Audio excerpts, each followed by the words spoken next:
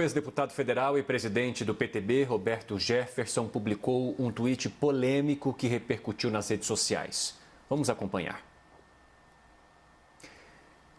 Roberto Jefferson postou uma foto segurando uma arma e disse: "Estou me preparando para combater o bom combate contra o comunismo, contra a ditadura, contra a tirania, contra os traidores, contra os vendilhões da pátria. Brasil acima de tudo, Deus acima de todos", foi o que disse o ex-deputado Roberto Jefferson. E os nossos analistas de política, Renata Agostini e Caio Junqueira, entrevistaram Roberto Jefferson na semana passada. Vamos acompanhar. Roberto Jefferson, que está no Rio de Janeiro e conversa com a gente a partir de agora. Deputado, muito obrigada pela presença. Eu já te faço a primeira pergunta, vou direto ao ponto. Para onde vai o governo Jair Bolsonaro? Para o braço do povo, de onde ele veio. Ele vai conseguir superar essas dificuldades desse ano eleitoral, porque a crise toda tem o fundamento nas eleições. Os partidos estão precisando de recursos para as eleições, os governadores precisando, os prefeitos candidatos à reeleição precisando, e todo mundo está se aproveitando do vírus, da pandemia, para estender ao máximo possível o estado de calamidade pública, que todo mundo compra sem licitação. E você já vê na imprensa que um governador compra por 100, outro por 150, outro por 300, um prefeito por 400. Isso vai resultar num grande escândalo depois que passar o pico do coronavírus. E vocês vão ver que esse dinheiro da saúde está sendo usado em caixa 2 para as eleições, infelizmente.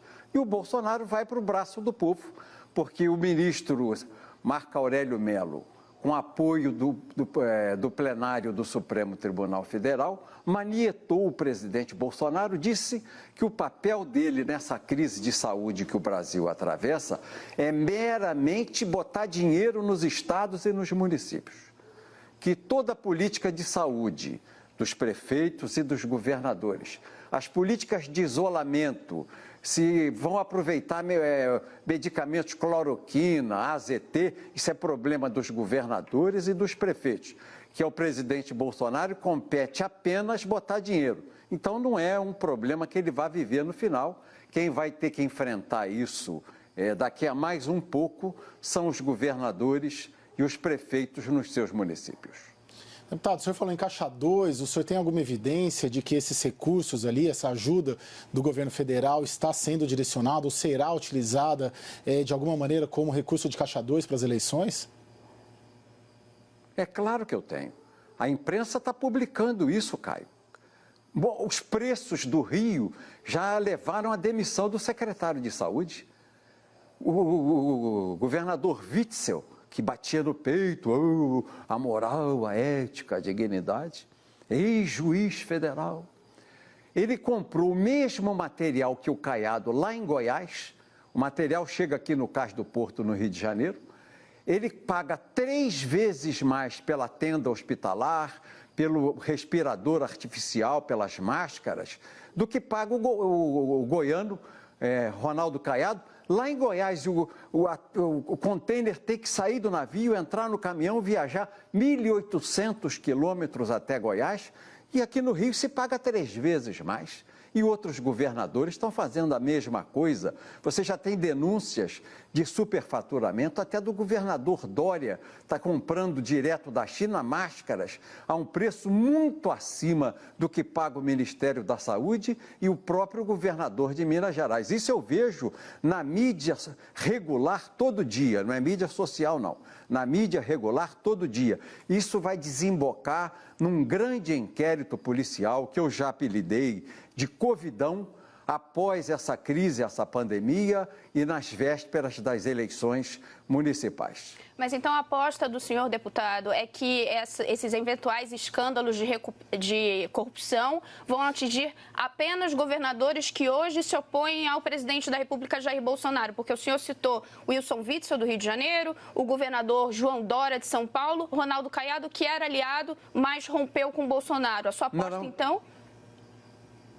Não, eu não citei o Caiado como fazer. Não. Houve algum problema aí. O Caiado está comprando por um preço 3 vezes inferior o mesmo material que o Witzel compra. Então, o Caiado está agindo certo e o Witzel está agindo errado. Então, o Witzel e Dória que não estão agindo corretamente. Então, na opinião do senhor... O governador do Ceará também, os preços estão altíssimos, são os que eu tenho lido no jornal. O governador de Minas Gerais, o preço está dentro da lei, dentro do que se espera dos preços. É o que eu tenho lido, eu ainda não li os preços que pratica o Rio Grande do Sul, mas os preços do Rio Grande do Sul li também. São preços abaixo do que são praticados no Rio, em São Paulo e no Ceará. Então, deputado, o Rio Grande em geral... do Sul tem praticado preços... Sim, então, em geral, o que está havendo são políticos se aproveitando da situação de pandemia para fazer caixa 2 e direcionar esses recursos para eleições. Não tenho dúvidas, isso está claro como o dia, na leitura que faço dos jornais e das investigações que a Polícia Federal já começa a fazer. Deputado, agora voltando aqui no direcionamento do governo, né? O senhor falou recentemente que Bolsonaro estava ali se enredando numa trama porque o presidente da Câmara, Rodrigo Maia, estava articulando uma espécie de golpe para sacá-lo da presidência. Com base no que o senhor fez essa afirmação e se o senhor entende que esse movimento agora se dissipou? Não, esse movimento está vivo. No dia 20 de abril desse mês, aquela entrevista do Fernando Henrique foi o start para a tentativa de golpe. O Fernando Henrique é experiente em promover impeachment e derrubar presidentes, como ele liderou o impeachment contra o Collor. E eu fui parte daquela CPI, eu fiquei ao lado do Collor naquela CPI, o articulador maior da CPI contra o Collor, ao lado do Itamar, com o Mário Covas, foi o Fernando Henrique. E depois ele foi chanceler, ministro de Relações Exteriores no governo do Itamar Franco, foi ministro da Economia e foi o pai do Real, que permitiu a ele se eleger presidente da República. Na entrevista que ele deu ao jornal Estadão, dia 20 de abril, às páginas 6, eu guardei o jornal, ele fala que o Bolsonaro não tinha mais condições de governo, que ele não governava. Quem governava o Brasil era um governo entre os ministros do Supremo, o presidente da Câmara e o presidente do Senado, que nós vivíamos já no Brasil um parlamentarismo branco, governo compartilhado. A expressão do Fernando Henrique na entrevista que deu ao jornal Estadão.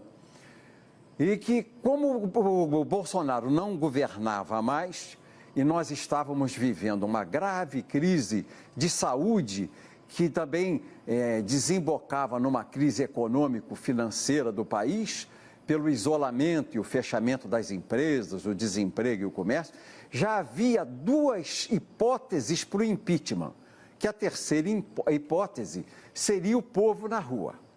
Aí eu li aquilo de manhã cedo, vou para a Veja, páginas amarelas da Veja.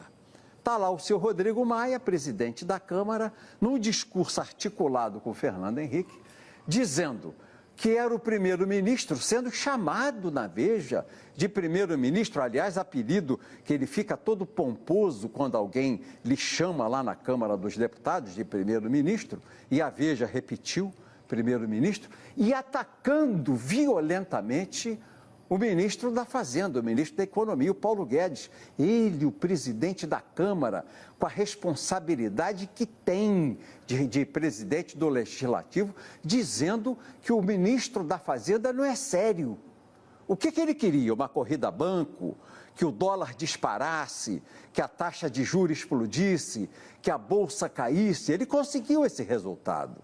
Ele conseguiu esse resultado na quarta-feira, quando o mercado abriu, porque terça-feira foi 21 de abril, feriado de Tiradentes. Quer dizer, foi uma baita irresponsabilidade do Rodrigo num esquema montado pelo Fernando Henrique que envolve Dória, Witzel, Alcolumbre, Rodrigo Maia, então, e havia uma uma leitura que o senhor faz a partir de declarações públicas dadas por esses atores políticos, é isso? E do que eu ouvi dos parlamentares com quem converso, tanto no Senado como na Câmara, da ação que eles desenvolviam. Estava sendo colocado para votar um projeto, uma PEC, uma proposta de emenda à Constituição de número 101 do ano de 2003, do ex-deputado Benedito de Lira, que permitia a reeleição do presidente da Câmara, do deputado presidente da Câmara, na mesma legislatura, porque hoje a Constituição veda. E qual era o acerto que estava correndo em Brasília, que a gente já ouvia antes mesmo do Fernando Henrique ser aí o anunciante, o porta-voz do impeachment? Nós ouvíamos que o Rodrigo Maia estava negociando receber o pedido de impeachment, instalar a comissão, entregar a cabeça do Bolsonaro e, na contrapartida, ele receberia a votação favorável na emenda 101 de 2003 para continuar presidindo a Câmara por mais 2 anos. Isso foi conversa desse mês de abril e foi conversa do final de março dentro da Câmara dos Deputados. Lendo a matéria do Fernando Henrique, que startou e despertou em mim essa leitura, e lendo a entrevista do Rodrigo Maia, as páginas amarelas da Veja, eu falei, começou o golpe. E aí eu dei aquela entrevista que foi vista por 4 milhões de pessoas e esse processo foi abortado, porque a terceira perna para o impeachment que o Fernando Henrique elencou, que seria apoio do povo, ele não conseguiu. O povo foi para a rua, diferentemente do que ele esperava, para apoiar o Bolsonaro. E o Bolsonaro, com toda a pancadaria que vem levando, o espancamento diário, da velha imprensa, TV Globo, Estadão, Folha, Jornal Globo, todo dia você liga as rádios, espancamento, liga o jornal na hora do almoço, espancamento, Jornal Nacional, parece um obituário. Morreu mais um em São Paulo. O prefeito Mário Covas, o Rodrigo Covas, manda abrir mais 10 sepulturas. Um negócio assim, para colocar a população em pânico, num sentimento de pavor. É o que eu tenho assistido. E Paulo Bolsonaro, e com tudo isso, ele tem 35% de apoio inarredável na opinião pública. Mas nós caminhamos para 6 mil mortos na pandemia. A pandemia é real, os números estão aí. Sim, e os governadores, o que estão fazendo? E os prefeitos? O dever é deles, o Supremo disse que o dever é deles. O que está fazendo o senhor prefeito? O prefeito de São Paulo, por exemplo, Bruno Covas, governar é abrir sepultura? Eu só vejo ele fazer marketing de sepultura. O que está fazendo o prefeito do Rio de Janeiro, o prefeito de Belo Horizonte, o prefeito de Porto Alegre, os outros prefeitos do Brasil, os governadores? A obrigação estabelecida pelo Supremo Tribunal Federal é deles. A ação de saúde é deles. Compete ao governo federal botar dinheiro. E o governo federal está botando dinheiro. Mas a ação é dos governadores e a ação é do prefeito. Alô, prefeito? Alô, governador? Já temos 6 mil mortos de coronavírus. Reajam. Tomem vergonha na cara e vão trabalhar em favor da saúde do povo. Sim, deputado, uma das variáveis aí para ocorrer o impeachment, como ocorreu com o Fernando Collor, ocorreu com a ex-presidente Dilma Rousseff, é gente na rua, população indo às ruas, né? O senhor vê risco de isso acontecer, essa variável e as outras variáveis, e ao fim e ao cabo, o presidente Jair Bolsonaro corre risco real de sair do cargo, de cair, de sofrer um impeachment? O Caio, só haveria se o vice estivesse conspirando. Como conspirou o Temer contra a Dilma e como conspirou Itamar Franco contra o Collor. Mas o general Mourão não conspira contra o presidente Bolsonaro. Aí sim ele correria risco. Se o vice conspirasse, o vice articular o impeachment sai. E eu sou testemunha como deputado e presidente do meu partido. Eu fui deputado por 6 mandatos consecutivos no PTB, pelo PTB, deputado federal. Então, como o general Mourão é leal, não conspira, não tem esse risco iminente de impeachment contra o presidente Bolsonaro. E mais, o povo vai para a rua em defesa dele. A base do Bolsonaro é muito sólida, é muito forte. Você repara, são os evangélicos do Brasil. As pessoas que oram estão ao lado do Bolsonaro. Os católicos do Brasil, as pessoas que oram estão do lado do Bolsonaro. Os caminhoneiros do Brasil, que uma categoria fortíssima que pode paralisar o país, forçar uma grande passeata, estão ao lado do presidente Bolsonaro. Os profissionais de segurança, você conversa, eu fiz uma live anteontem com 750 policiais, rodoviários federais, policiais civis, policiais militares, policiais penitenciários. Eu falei numa live fechada com 750 policiais. Todos eles apoiam o presidente Bolsonaro. E isso é a maioria deles. Nem todos no Brasil, é claro, mas é a maioria. Nas Forças Armadas, Aeronáutica, Marinha, Exército, a maioria dos suboficiais, dos soldados, dos oficiais, apoia o governo do presidente Bolsonaro. Porque o presidente Bolsonaro se colocou, deu a cara para apanhar, só para terminar essa ideia, Renata, em nome da família, em nome dos nossos costumes, em nome de Deus, da família, da liberdade, em nome da nossa cultura judaico-cristã. E isso juntou, em nome da bandeira do Brasil, em nome da soberania nacional, e isso juntou todas essas pessoas que nisso creem ao lado dele. E esse grupo é muito forte. É muito poderoso, faz de coração a defesa do presidente, faz por amor as mesmas ideias, apoia o presidente por amor ao que ele sente, o que ele verbera e reverbera. Então, eu penso que é impossível esse povo ser superado nas ruas por uma turma de mortadela que toma cachaça, leva um copo de cerveja e 10 merréis aí da CUT, do Movimento Sem Terra ou do Movimento Sem Teto, para bater palma para a turma do PT, do PSOL, do PSB. Nós não tememos esses movimentos aí de esquerda, não. A nossa bandeira verde, amarela, azul e branca é muito mais forte que a bandeira vermelha.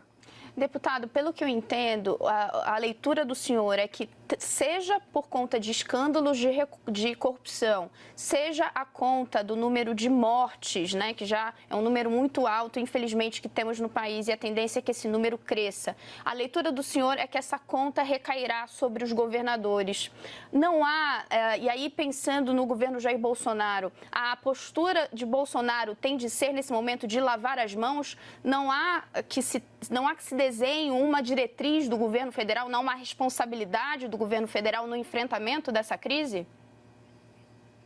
O Supremo tentou tirar, mas o ministro da Saúde tem enfrentado isso e tem orientado os governadores. Vocês reparem, esse novo ministro, me perdoe, eu não me lembro o nome. Eu sei que é um oncologista, Nelson Tait. Ele tem feito todo o esforço para fazer orientação dentro do que estabelece aí a Organização Mundial de Saúde, tem atendido às necessidades dos prefeitos, tem atendido aí a necessidade dos governadores, e o presidente Bolsonaro não pode ser acusado de lavar as mãos, Renata. Eu divirjo de você. Ele não pode ser responsabilizado por erros que os governadores e os prefeitos estão praticando. a ele compete transferir dinheiro. Foi isso que o Supremo Tribunal Federal disse por sentença.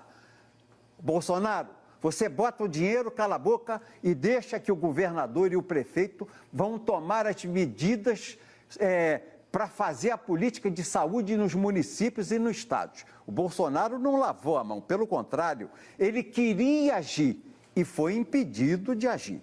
Desculpe, nós temos só que rememorar as coisas que aconteceram recentemente no país. Deputado, só voltando ali à sua resposta anterior, o senhor disse que o presidente não corre risco porque o vice, no caso o general Hamilton Mourão, não conspira contra ele. O senhor acredita então que se ele vier eventualmente a conspirar, ele corre risco? E mais do que isso, que ao fim e ao cabo o presidente Jair Bolsonaro se fia muito nas Forças Armadas como um sustentáculo de sua posição e de seu cargo no governo? Isso é você que está dizendo. Ele não invoca em nenhum discurso, eu não ouvi. Se você ouviu, me manda a cópia. Que ele se sustenta nas Forças Armadas. Se você tem esse discurso, que ele se fia nas Forças Armadas para governar, você me manda, por favor. Né? Eu tenho aí um blog, tenho aí um Twitter. Me faz esse favor, Caio. Me manda que talvez eu reveja a minha posição. Eu nunca ouvi o presidente falar uma coisa dessa. As Forças Armadas são as fiadoras do regime democrático e da Constituição. Se alguma instituição tentar fazer uma crise institucional, e o Supremo está tentando, tem 4 ministros abertamente julgando numa crise, num confronto contra o Poder Executivo. 4 ministros. Quais são abertamente... Marco Aurélio Melo, Alexandre Moraes, Celso Melo e Fux, essa semana, tentando encurralar o presidente da República, julgando abertamente numa crise institucional. O Alexandre Moraes, o ministro Alexandre Moraes, ele legisla e executa. Quando o Moro pediu demissão, ele deu um despacho daquele processo de fake news, dizendo o seguinte, que não permitia que os delegados que fazem um inquérito criminal que está em mãos dele, da fake news, fossem substituídos. Como? Só é inamovível da função o juiz e o promotor, porque a Constituição garante. Como é que o ministro Alexandre Moraes, numa canetada, ele substitui?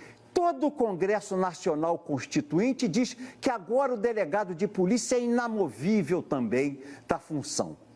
E se o presidente quiser, ou o ministro da Justiça quiser, promover um delegado desse, a superintendente da Polícia Federal no Rio de Janeiro, em São Paulo, Minas Gerais, não pode, porque o Alexandre Moraes legislou na Constituição, estabeleceu que eles são inamovíveis do processo que ele, como ministro, preside lá no Supremo Tribunal Federal. E no ato seguinte, ele, atendendo ao PDT, dá uma medida de segurança absolutamente inconstitucional, ilegal, provocativa, indecente, indigna de um ministro do Supremo, e diz que o presidente da República não pode usar a sua prerrogativa legal, a sua prerrogativa constitucional de nomear o chefe diretor-geral da Polícia Federal. Que conversa é essa, ministro? Onde o senhor quer levar o país a uma crise institucional? O poder não emana da toga. O poder não emana da toga.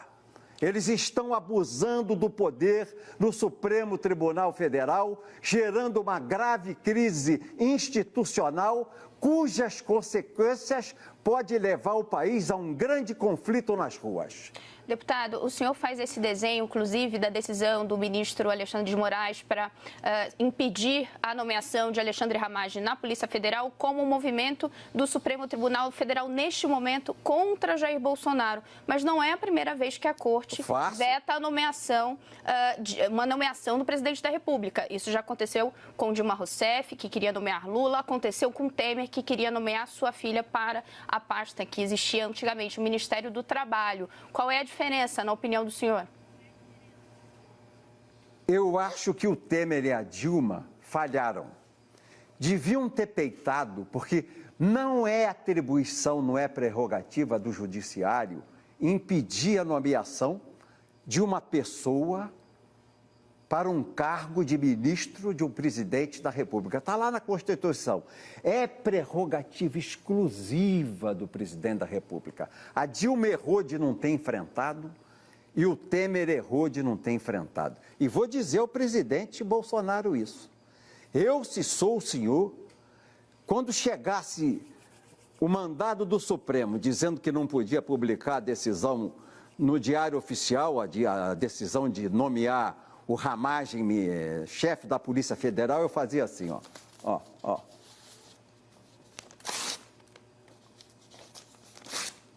E tufo dentro do lixo. Eu nomeava e dava posse. E mandava o ministro do Supremo reclamar com o Papa. E isso é que eu faria, Eu até achei o presidente Bolsonaro muito moderado, de tentar nomear um ministro aí com muito trânsito vindo da AGU para conversar bem com o Supremo Tribunal Federal, porque eu picava deputado, a ordem do mandado de segurança, jogava no lixo, nomeava no peito, empossava no peito e mandava o ministro resolver o problema depois. A sua avaliação, destino político do presidente Jair Bolsonaro está nas mãos do Supremo Tribunal Federal, com esses inquéritos que estão tramitando, inclusive 2 ali com o ministro Alexandre de Moraes? É o Supremo que vai definir o rumo deste governo? Eu não tenho dúvida.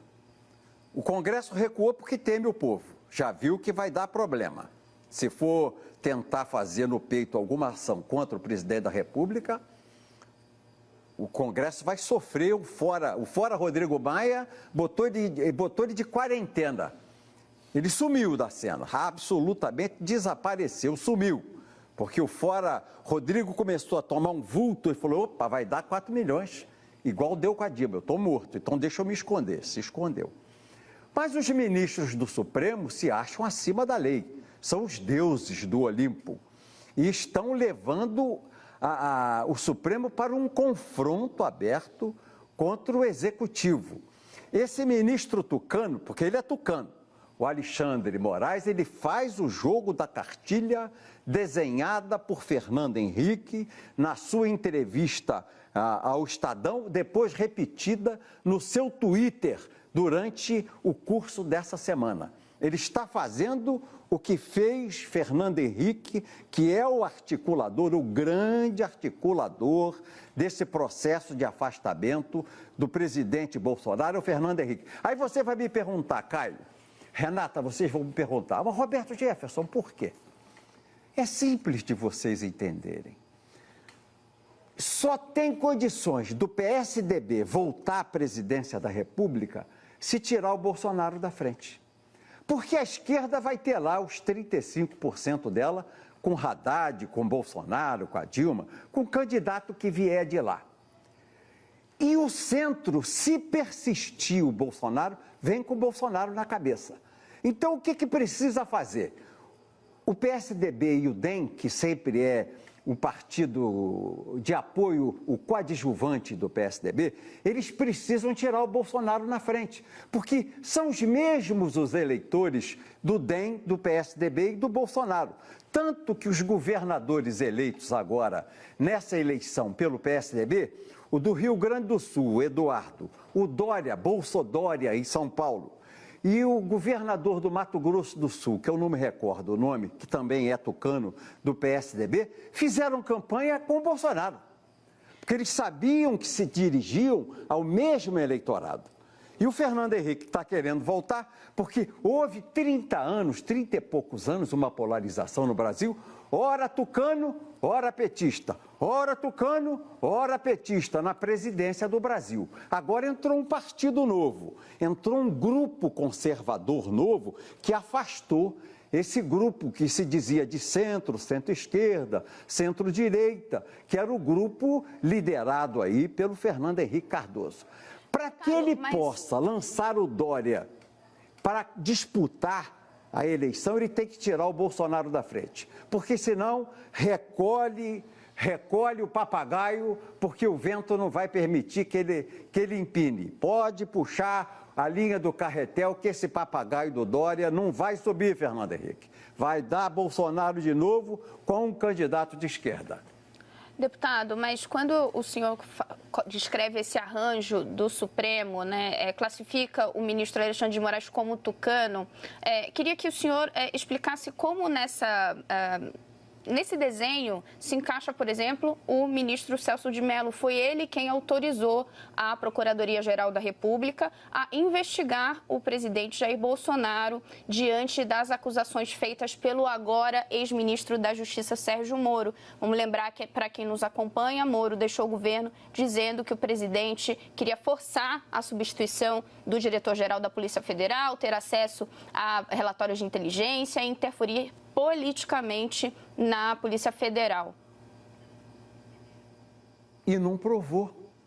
E o Lula já disse que ele interferia, lia todo dia os relatórios da Polícia Federal, lia todo dia os relatórios do Serviço de Informação do Exército, da Marinha, da Aeronáutica e da BIM.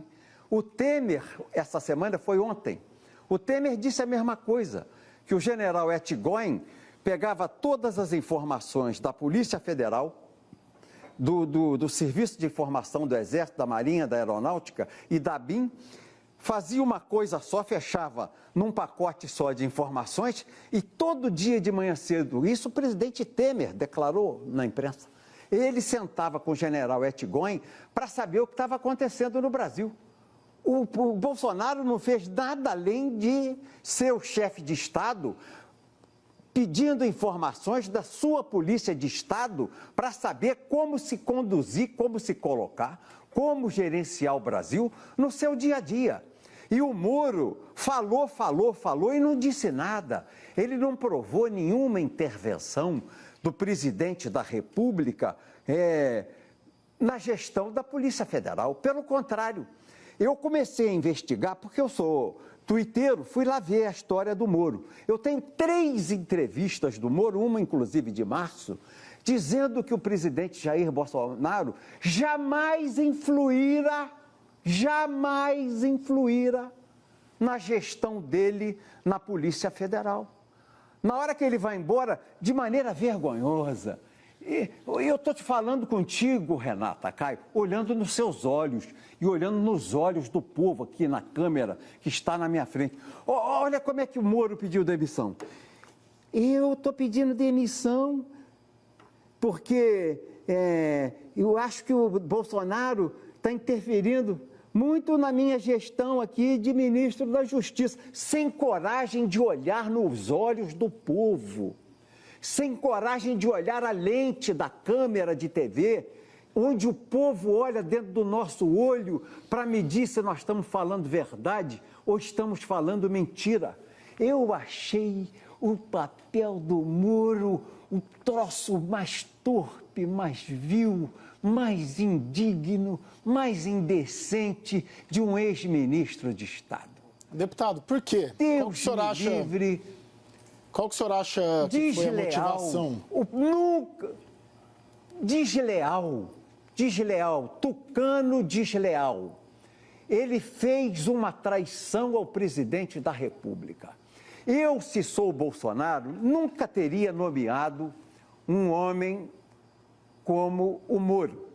Porque lá atrás, no passado, vocês tocaram aí no assunto da Dilma e do Lula. O que aconteceu? Quando a Dilma, presidente da República, falou com Lula, ex-presidente da República, O Lula, que já não era mais presidente da República, estava com o telefone grampeado por ordem do Moro. Mas a Dilma era presidente da República com toda a proteção institucional, constitucional, legal do cargo dela. Gostem da Dilma, não gostem da Dilma.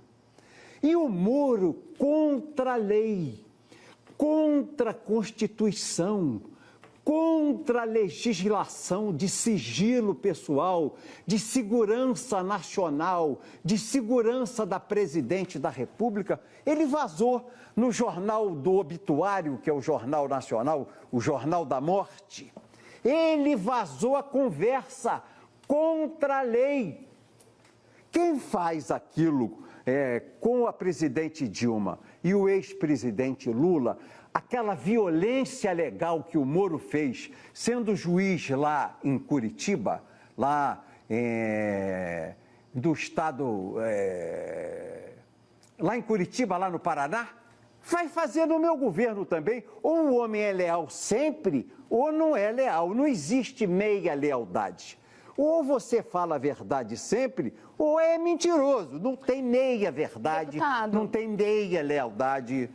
Agora... Desculpa o Moro, ele fez um papelão ilegal e imoral com o ex-presidente Lula, com a presidente Dilma. E, infelizmente, o presidente Bolsonaro o aproveitou. E ele mostrou o Bolsonaro ao que veio.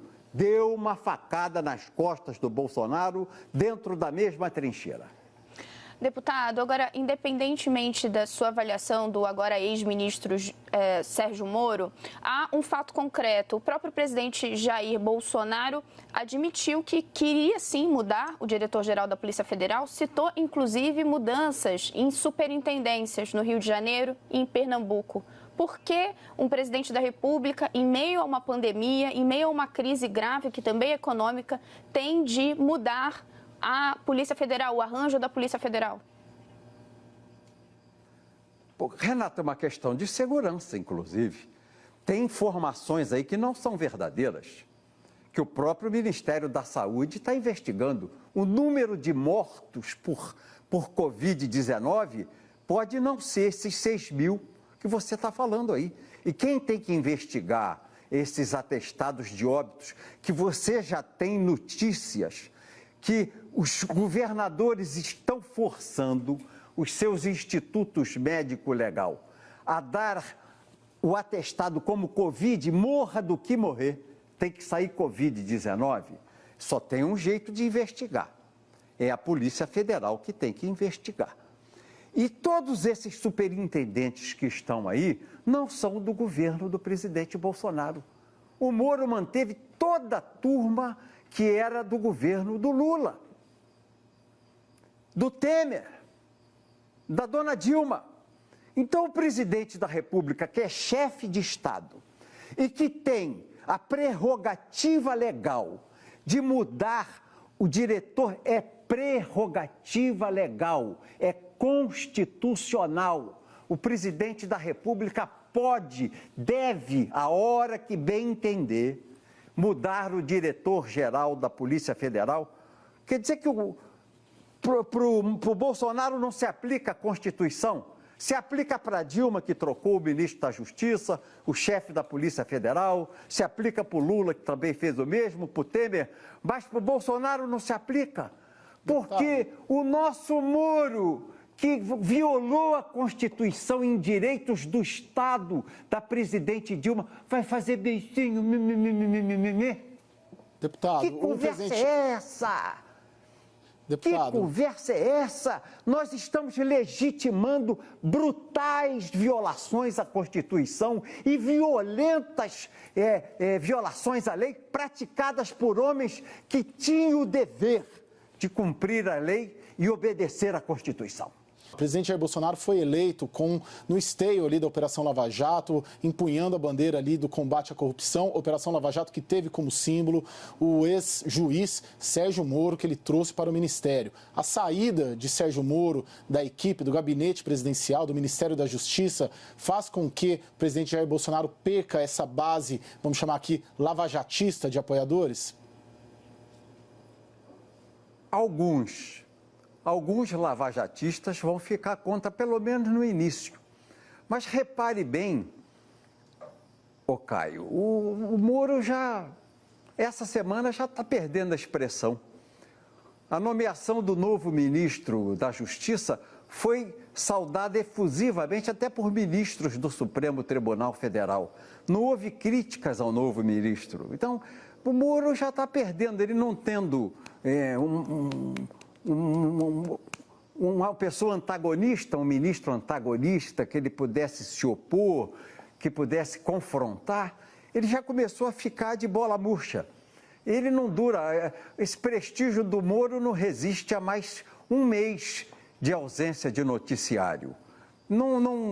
Isso não vai longe. E o presidente Bolsonaro tem condições de recuperar essa base.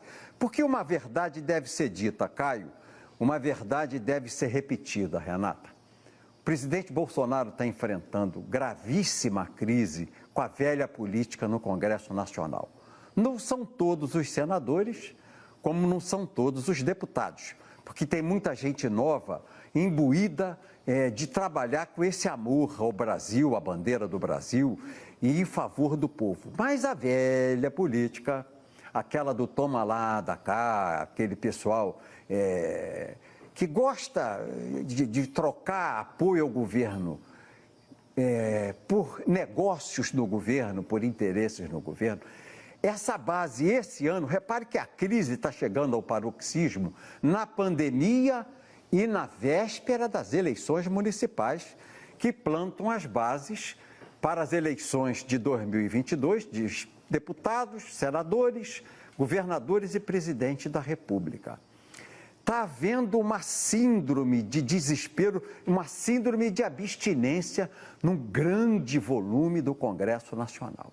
Deputado. É igual cocaína. Os cocainômanos, está se faltando dinheiro, Renata.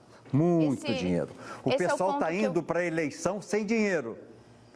Deputado, ótimo. Eu queria mesmo falar sobre o Congresso, que o senhor conhece tão bem, para quem nos acompanha e não se recorda. Roberto Jefferson foi o primeiro a falar do esquema do mensalão no governo do PT.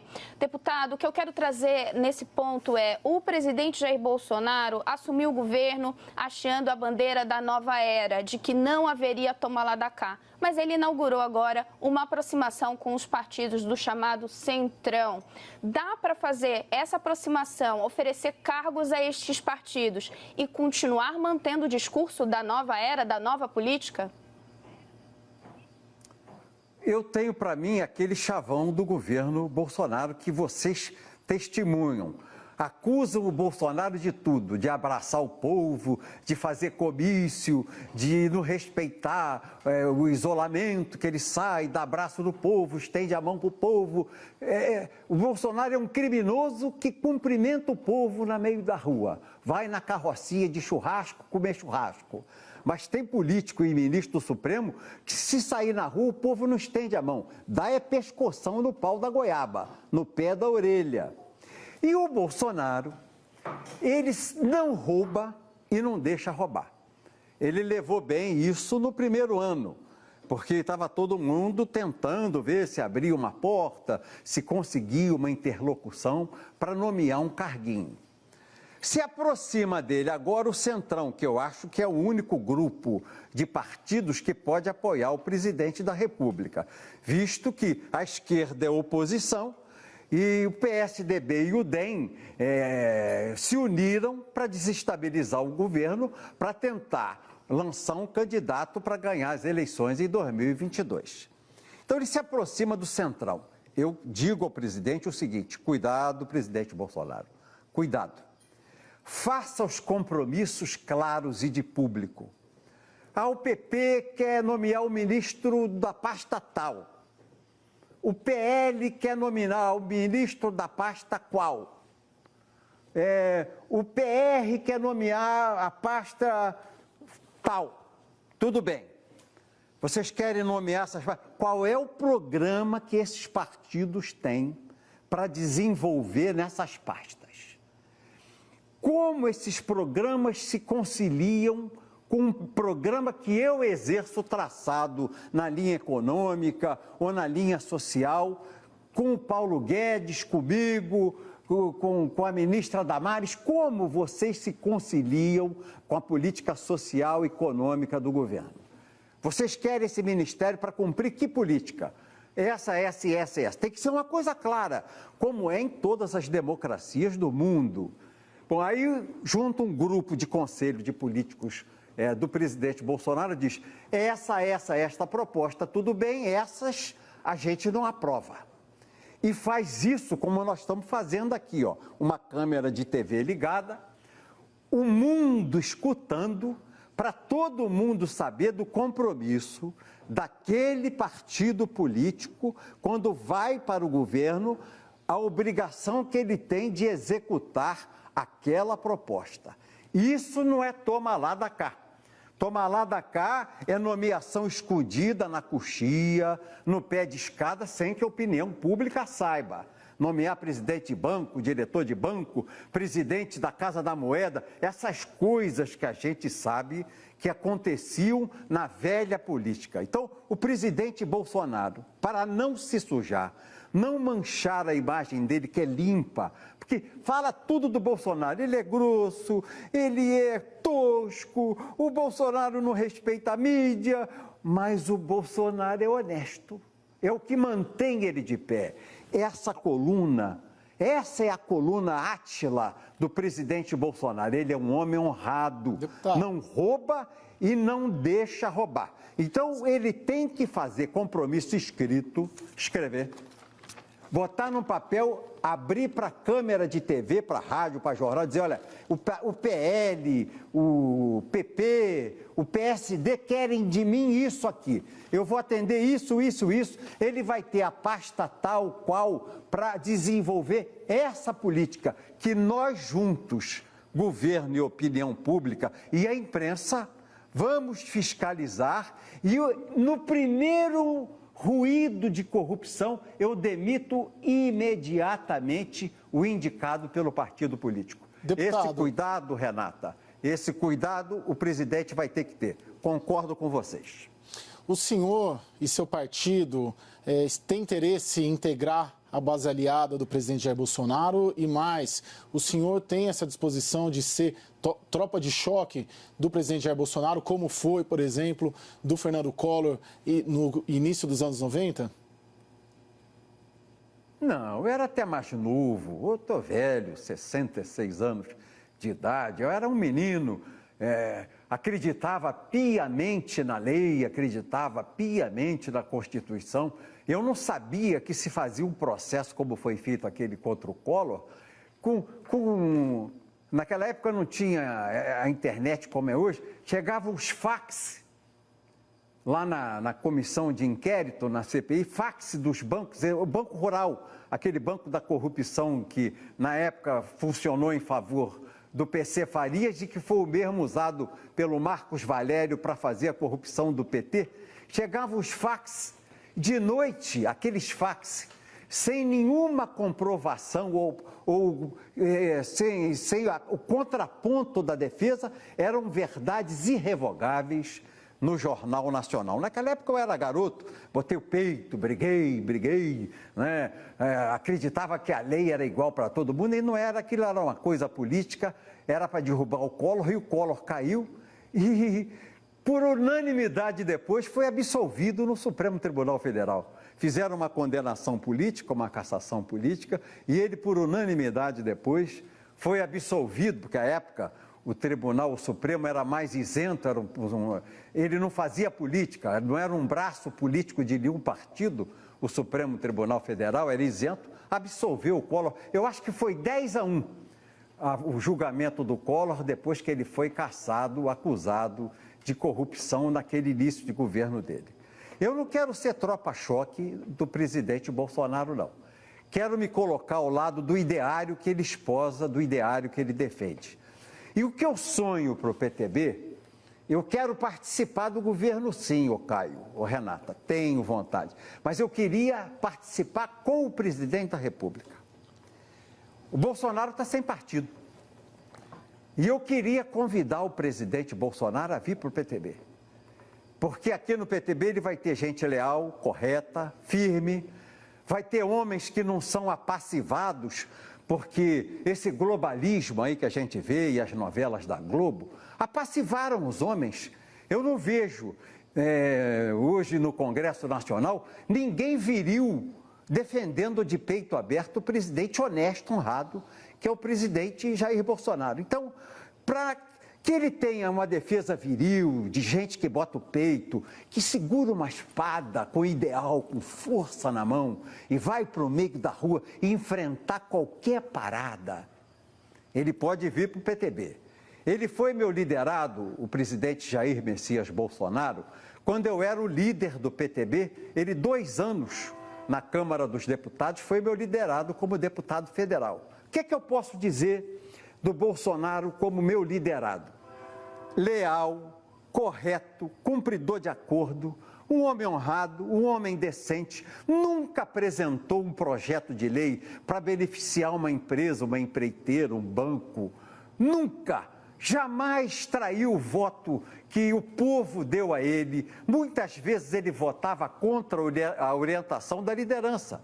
Muitas vezes o Bolsonaro votou contra o líder e os liderados que eu tinha, a maioria dos 30 deputados federais do PTB, ele votava contra nós. E eu nunca me aborreci com o Bolsonaro, porque ele tinha compromissos que cumpria com o seu eleitor e mantinha a sua palavra empenhada. Então, eu tenho dele a melhor das impressões. E nós já convivemos juntos.